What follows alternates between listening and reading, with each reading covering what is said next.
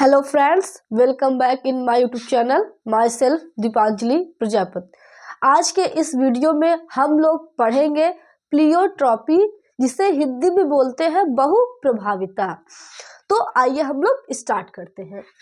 Pleiotropy जिसे हिंदी में बोलते हैं बहुप्रभाविता। बहु का मतलब होता है बहुत सारे, मोर देन वन।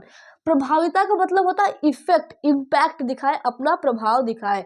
मतलब एक जीन जब एक से अधिक इफेक्ट, अधिक कैरेक्टर को कंट्रोल करता है, इफेक्ट दिखाता है, तो उसी को हम बोलते हैं प्लियोट्रॉपी, बहुप्रभाविता। मतलब one gene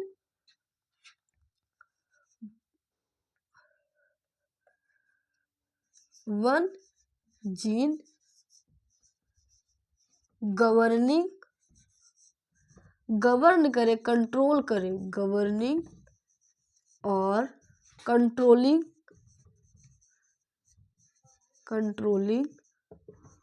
more than one character,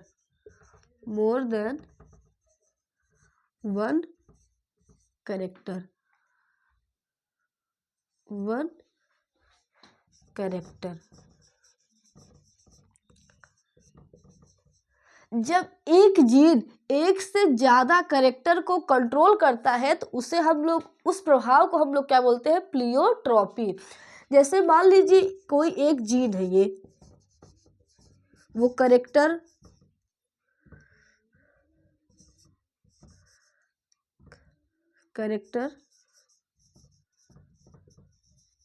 one को भी कंट्रोल कर रहा है, कैरेक्टर टू को भी कंट्रोल कर रहा है, और कैरेक्टर थ्री को भी कंट्रोल कर रहा है।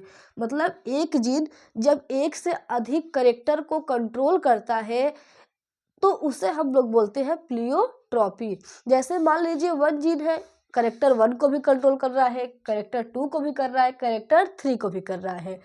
और ये क्या करता है? जब कंट्रोल करेगा एक से अधिक कैरेक्टर को तो ये दिखाएगा कैन शो मोर देन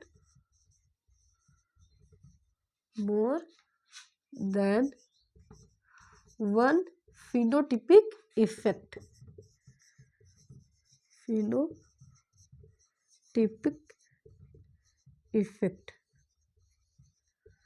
वो एक से ज्यादा फिनोटिपिक इफेक्ट को भी दिखाएगा। मतलब फिनोटिपिक का मतलब होता है जो दिखाई देने वाला इफेक्ट, जो दिखाई दे हमें।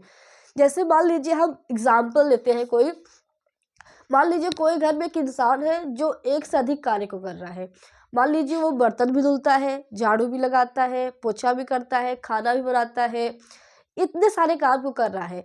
अगर मान लीजिए उसकी हेल्थ कुछ प्रॉब्लम हो जाए या वो कहीं रिलेशन में चला जाए तो कितने सारे काम क्या हो जाएंगे? कब मतलब नहीं होंगे, इफेक्ट उसका दिखाई देगा कि वो सारे काम रुक जाएंगे। तो वैसे हमारे शरीर में भी होता है, हमारे बॉडी में भी कोई जीन है जो क्या करता है, किसी इफेक्ट को दिखाता है। मान लीजिए उस जीन में क्या हो गया, म्यूटेशन हो गया या एवोल्यूशन हुआ, कुछ हुआ, वो जीन सही से काम नहीं कर पा रहा है, तो जितने सारे कैरेक्टर को वो मतलब कंट्रोल कर रहा था, अब वो सारे कंट्रोल नहीं होंगे, तो उसका इफेक्ट हमारे बॉडी में क्या करता है? दिखाई देता है। फिनोटिपिकली वो दिखाई देता है। मतलब इसीलिए यहाँ कहा गया है कि वो एक से अधिक फिनोटिपिक इफेक्ट को शो करता है। इसका एग्जाम्पल बहुत ही ज़्यादा इम्पोर्टेंट है, फिनाइल कीटोन्यूरिया। इसका एग्जाम्पल है फिनाइल कीटोन्यूरिया। दूसरा होता है सिकल सेल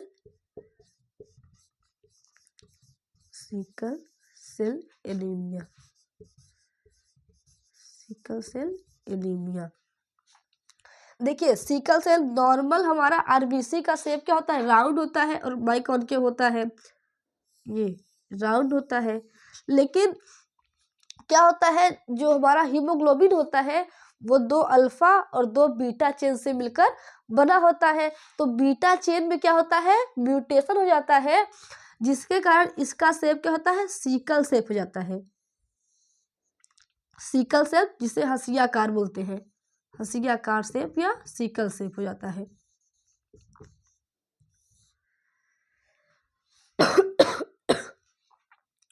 तो क्या हो गया, तो इसका शेप क्या होगा, आरबीसी का क्या हो जाएगा, शेप चेंज हो जाएगा। और जब ऐसे होगा तो ये क्या करेगा, ऑक्सीजन को ज़्यादा कैरी नहीं कर पाएगा, और ऐसे जब इसका शेप बदलेगा तो धीरे धीरे क्या हो जाएगा, ब्लड की कमी हो जाएगी, तो एनीमिया की भी प्रॉब्लम आएगी,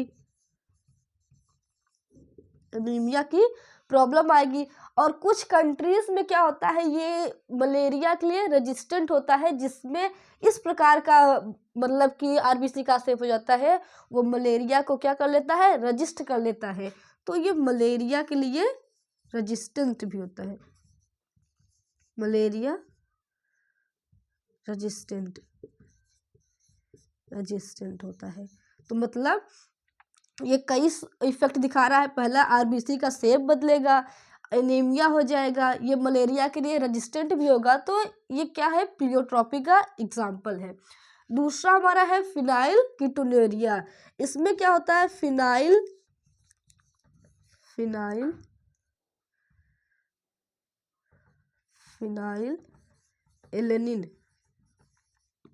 एलेनिन को टायरोसिन में कन्वर्ट होता है, टायरोसिन। फिनाइल एलेनिन क्या होता है हमारा, इसेंशियल अमीनो एसिड है, ये हमारा इसेंशियल अमीनो एसिड होता है। और ये चेंज होता रहता है किसमें, टायरोसिन में चेंज करता है एंजाइम हमारा फिनाइल एलेनिन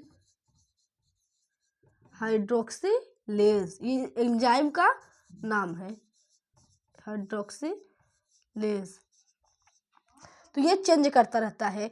तो जब ये टायरोसिन में फिनाइल एलेनिन क्या होता है हमारा, इसेंशियल एमिनो एसिड है, जो कि टायरोसिन में बदलता रहता है, चेंज होता रहता है, और इसको चेंज करता है enzyme phenyl alanine hydroxylase. Mutation के कारण म्यूटेशन जब कुछ मान लो कोई म्यूटेशन हुआ या कुछ भी हुआ, ये एंजाइम क्या होता है, बनना बंद हो जाता है, या इसका कंसंट्रेशन क्या होता है, कम हो जाता है, लो हो गया। तो अब ये वाला चीज फिनाइल एलेनिन टायरोसिन में बदलना बंद हो जाता है।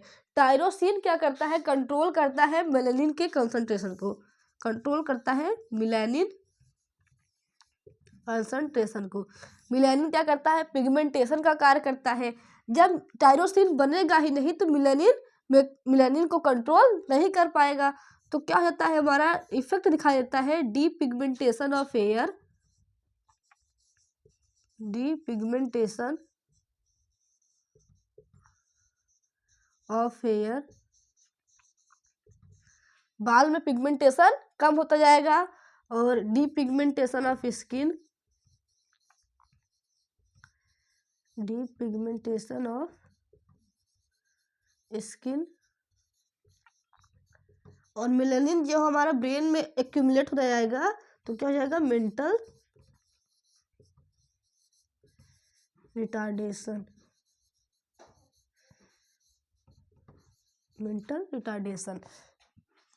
तो फिनाइल एलेनिन क्या होता है, टायरोसिन में कन्वर्ट होता है। टायरोसिन क्या करता है, मेलानिन को कंट्रोल करता है।